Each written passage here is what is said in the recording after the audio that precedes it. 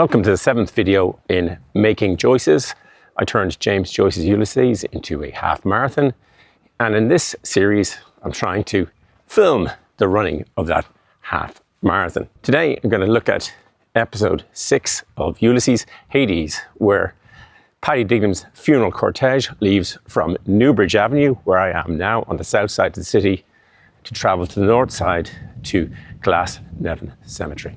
In the published version of Ulysses, the novel, Paddy Dignam lived in number 9 Newbridge Avenue, which is behind me over there. But in the serialization of Ulysses, Ulysses was serialized originally in the little review. Paddy Dignam lived at number 10, which is behind me on the other side of the street. Hard to know why Joyce made changes like that. It seems 9 Newbridge Avenue may have been vacant when he wrote or published Ulysses, and perhaps that's the reason, but who knows? One of the little details of Ulysses that always intrigues. Leopold Bloom takes part in the cortege, leaving from Paddy Dignam's house. With him in his cab are Martin Cunningham, Simon Dedalus and Jack Power.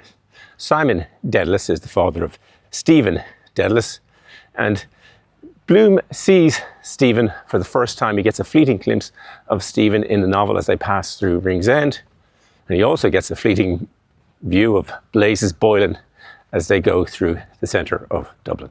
In Ulysses, Paddy Dignam's cortege travels from Newbridge Avenue through Irishtown and Ringsend before getting to the heart of the Hibernian metropolis and on to Glasnevin.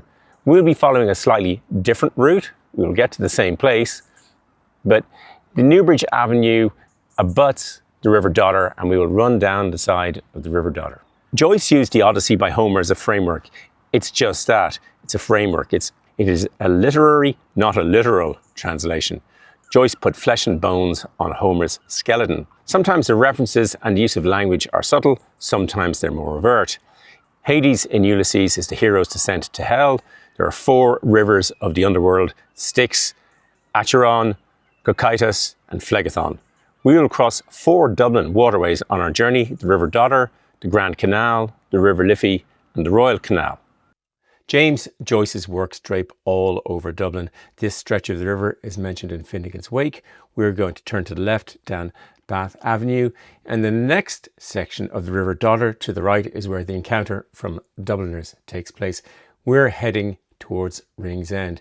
The cortege goes via Irishtown and over Ringsend Bridge, which is just ahead. Much of Dublin has changed since James Joyce's time. However, the main physical features are still there: the roads, the rivers, the canals. "What way is he taking us?" Mr. Power asked through both windows. "Irishtown," Martin Cunningham said. "Ringsend, Brunswick Street." Mr. Dedalus nodded, looking out. "That's a fine old custom," he said. "I'm glad to see it has not died out." All watched a while through their windows, caps and hats lifted by passers. Respect. The carriage swerved from the tram track to the smoother road past Watery Lane. Ringsend Bridge is just up ahead and the church to the right, and we will turn and make our way out to the River Liffey. Grand Canal Dock is to our left, and both the Grand Canal and the River Dodder meet the Liffey at the same point.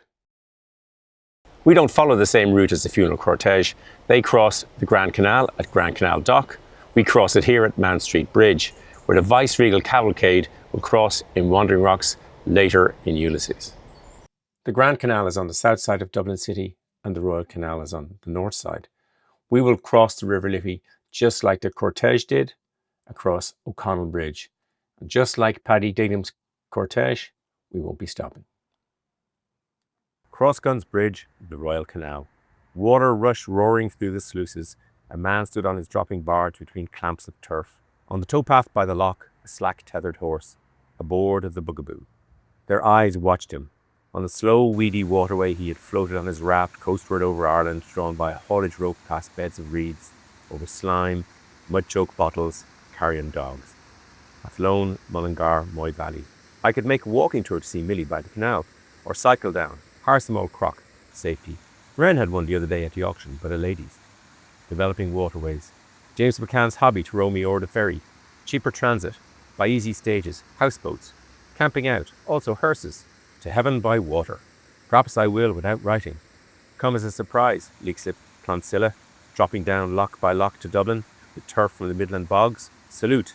He lifted his brown straw hat, saluting Paddy Dignam. They drove on past Brian Boru House. Near it now. At this point, we will also be near the end of our journey. We will run past the Brian Boru and on to the Finglas Road and up to Glasnevin Cemetery. The gates glimmered in front, still open. Back to the world again. Enough of this place. Brings you a bit nearer every time. Last time I was here was Mrs. Sinico's funeral. Poor Papa too. The love that kills. And even scraping up the earth at night with a lantern like that case I read of to get at the fresh buried females, or even putrefied with running grave sores. Give you the creeps after a bit. I will appear to you after death. You would see my ghost after death. My ghost will haunt you after death. There is another world after death named hell. I do not like the other world, she wrote. No more do I. Plenty to see and hear and feel yet.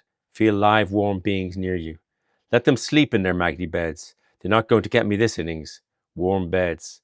Warm, full-blooded life. In the next video, we'll be in the heart of the Hibernian metropolis.